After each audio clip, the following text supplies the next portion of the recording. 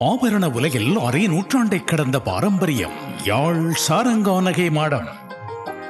மங்களம் பொங்கும் மாங்கல்யம் மற்றும் மங்கள நகைகள், வஞ்சியர் கரங்களில் கொஞ்சி விளையாடும் வளையல்கள், மோதிரங்கள், செயின் வகைகள் வேறெங்கும் காணவியலா சிங்கப்பூர் வடிவங்களில் யாழ் கஸ்தூரியார் வீதி இலக்கம் 187 கீழ் 1 சாரங்கா நகை மாடம். வெஸ்டர்ன் யூனியன், ரியா, மணிகிராம் மூலமாக வெளிநாடுகளில் இருந்து அனுப்பப்படும் பணத்தை இலகுவாக பெற்றுக்கொள்ளும் நாணய மாற்றுச் சேவையும் உண்டு.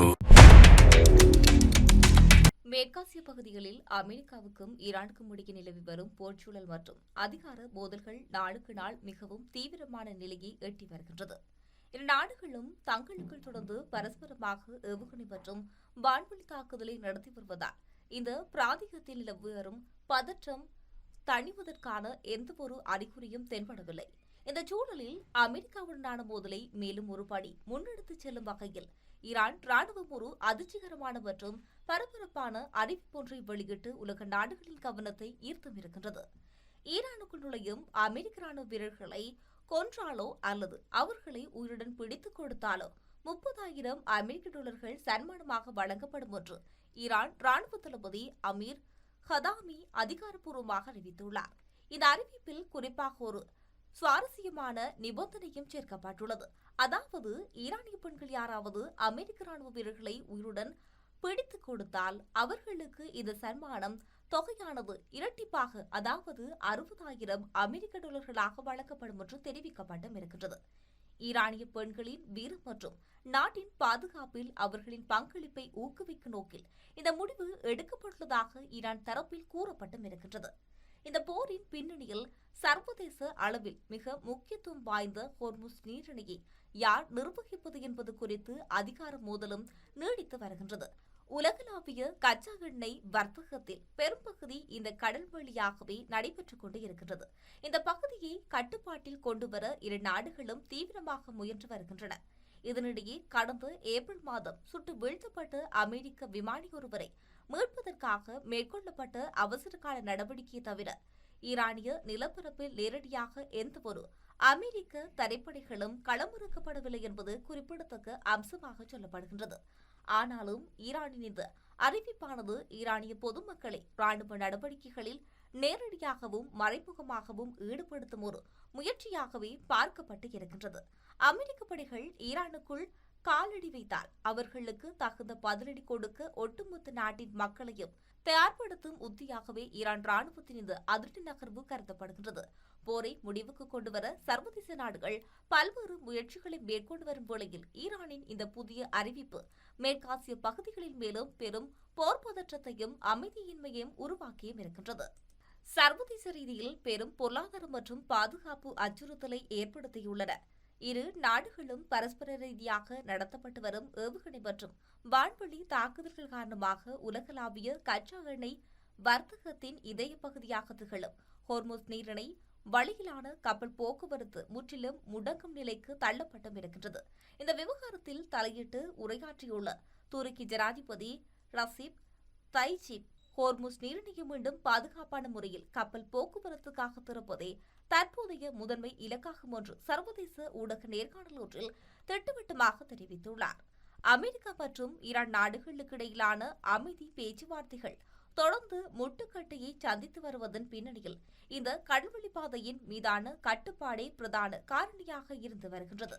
ஹோர்முஸ் நீரிணை மூடப்பட்டிருப்பது உலகளாவிய ரீதியில் பெரும் கவலையையும் பங்குச்சந்தை மற்றும் எரிசக்தி சந்தையில் கடுமையான அதிர்வலைகளையும் ஏற்படுத்தியுள்ளது.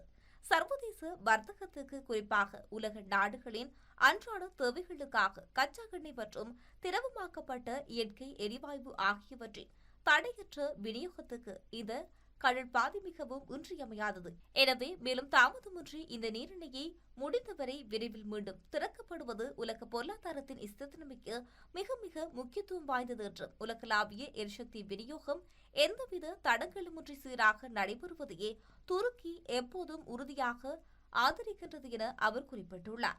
இந்த சூழலில் நிலைமையை மேலும் சிக்கலாக்கும் வகையில் மற்றொரு முக்கிய காலக்கெடுவும் நெருங்கி வருகின்றது.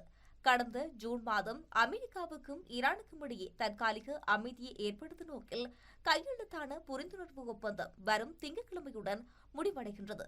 இந்த ஒப்பந்த காலம் நிறைவடைவதற்குள் இரு நாடுகளுக்கும் ஒரு இணக்கப்பாட்டுக்கு வராவிட்டால் ஹோர்முஸ் நீரிணையில் மேலும் தீவிரமான ராணுவ மோதல்கள் வெடிக்கக்கூடும் என்ற அச்சம் சர்வதேச சமுதாயத்திடமே நிலவிக் கொண்டு இருக்கின்றது. பிராந்திய போரை தவிர்த்து உலகளாவிய பொருளாதாரத்தை சீர்குலைவில் இருந்து காக்க சர்வதேச நாடுகள் உடனடியாக தலையிட வேண்டும் என்பதே அவரின் கோரிக்கையாகவும் அழுத்தமாகவும் இருக்கின்றது. அமெரிக்காவுக்கும் ஈரானுக்கும் இடையே நிலவி வரும் போர் பதற்றங்களுக்கு நடுவே சர்வதேச அரசியல் அரங்கில் மற்றொரு அதிரடி திருப்பமாக தென்கொரியாவுடனான ராணுவ உறவில் அமெரிக்க ஜனாதிபதி டொனால்ட் ட்ரம்ப் தனது அதிருப்தியை வெளிப்படுத்தியுள்ளார். ஈரானை அணுவாயுதமற்ற நாடாக்கும் முயற்சியிலும் அந்த நாட்டின் எதிராக நடவடிக்கைகளிலும் தங்களோடு இணைந்து செயற்படுமாறு தென்கொரியாவிடம் அமெரிக்கா கோரிக்கை விடுத்திருந்தது. ஆனால் ஈரானுக்கு எதிரான இந்த அமெரிக்க ஆஸ்திரேலிய மோதல் பங்கேற்க தென்கொரியா திட்டவட்டமாக மறுத்துவிட்டது. அமெரிக்க ஜனாதிபதியின் இந்த கோரிக்கைக்கு தென்கொரிய ஜனாதிபதி இல்லை நன்றி என்று பதிலளித்ததாக கூறப்படும் நிலையில் இந்த நிலைப்பாடை அமெரிக்க ஜனாதிபதியை கோபத்துக்கு ஆளாக்கியும் இருக்கின்றது. தென்கொரியாவின் இந்த மறுப்பை தொடர்ந்து அந்த நாட்டுடன் இணைந்து ஆண்டுதோறும் நடத்தப்படும் மிகவும் முக்கிய கூட்டு ராணுவ பயிற்சிகளை கணிசமாக குறைக்குமாறு அமெரிக்க பாதுகாப்பு தலைமையகமான பென்டகனுக்கு ஜனாதிபதி டொனால்ட் ட்ரம்ப் உத்தரவிட்டும் இருக்கின்றார். திட்டமிட்டபடி கூட்டு ராணுவ பயிற்சிகள் தொடங்குவதற்கு சில மணி நேரங்களுக்கு முன்பாக தனது ட்ரூத் சோசியல் சமூக ஊடக தளத்தில் பதிவொன்றை வெளியிட்ட டொனால்ட் ட்ரம்ப் இந்த பயிற்சிகளை முற்றிலுமாக ரத்து செய்வதற்கு நேரம் மிகவும் கடந்துவிட்டது என்றும் எனினும் அதில் அமெரிக்கா பங்கேற்பதற்கு முன்னதாக ஒப்புக்கொண்டதில் தனக்கு எந்தவித உடன்பாடும் இல்லை, மகிழ்ச்சியும் இல்லை என அவர் பகிரங்கப்படுத்தியுள்ளார். அமெரிக்கா மற்றும் தென்கொரிய படைகள் இணைந்து ஆண்டுதோறும் நடத்தும் இந்த பிரம்மாண்டமான கூட்டு ராணுவ பயிற்சியானது ஆகஸ்ட் 17 முதல் ஆகஸ்ட் 27 வரை நடைபெற திட்டமிடப்பட்டிருந்தது. சுமார் 18,000 தென்கொரிய ராணுவ வீரர்கள் பங்கேற்கும் இந்த பயிற்சியில் வடகொரியாவில் வளர்ந்து வரும் ராணுவ திறன்களுக்கு பதிலடி கொடுக்கும் வகையில் நவீன ட்ரோன்களை எதிர்கொள்வது, ஜிபிஎஸ் சிக்னல்களை சீர்குலைப்பது மற்றும் இணையவழி சவால்களை முறியடிப்பது போன்ற அதிநவீன ராணுவ நடவடிக்கைகள் சேர்க்கப்படும் என்று இரு நாட்டு அதிகாரிகளும் தெரிவித்திருந்தனர்.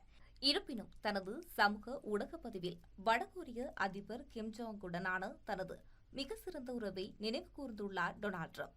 இதுபோன்ற பிரம்மாண்டமான ராணுவ பயிற்சிகள் தேவையற்ற அதிக பொருட்செலவை ஏற்படுத்தும் என அவர் சாடியும் இருக்கின்றார். மேலும் டொனால்ட் ஜே ட்ரம்ப் அமெரிக்க ஜனாதிபதியாக இருக்கும் வரை எவ்வித அச்சுறுத்தலுமின்றி மரியாதைக்குரிய நாடாக விளங்கும் வடகொரியாவுக்கு இந்த பயிற்சிகள் முற்றிலும் பொருத்தமற்ற மற்றும் தேவையில்லாத விரோதமான சமநிலையை காட்டுவதாக அமெரிக்க ஜனாதிபதி டொனால்ட் ட்ரம்ப் தெரிவித்தும் இருக்கின்றார். ஈரான் விவகாரத்தில் தென்கொரியா எடுத்துள்ள சுயாதீனமான முடிவு ஆசிய பசிபிக் பிராந்தியத்தில் பல தசாப்தங்களாக நீடித்து வரும் அமெரிக்க தென்கொரிய ராணுவ கூட்டணியில் ஒரு விரிசலையும் புதிய அரசியல் விவாதத்தையும் எடுத்தும் இருக்கின்றது. ஆபரண உலகில் அரை நூற்றாண்டை கடந்த பாரம்பரியம் யாழ் சாரங்கா நகை மாடம். மங்களம் பொங்கும் மாங்கல்யம் மற்றும் மங்கள நகைகள், வஞ்சியர் கரங்களில் கொஞ்சி விளையாடும் வளையல்கள், மோதிரங்கள், செயின் வகைகள் வேறெங்கும் காணவியலா சிங்கப்பூர் வடிவங்களில் யாழ் கஸ்தூரியார் வீதி இலக்கம் 187 கீழ் 1 சாரங்கா நகை மாடம். வெஸ்டர்ன் யூனியன், ரியா, மணிகிராம் மூலமாக வெளிநாடுகளில் இருந்து அனுப்பப்படும் பணத்தை இலகுவாக பெற்றுக்கொள்ளும் நாணய மாற்றுச் சேவையும் உண்டு.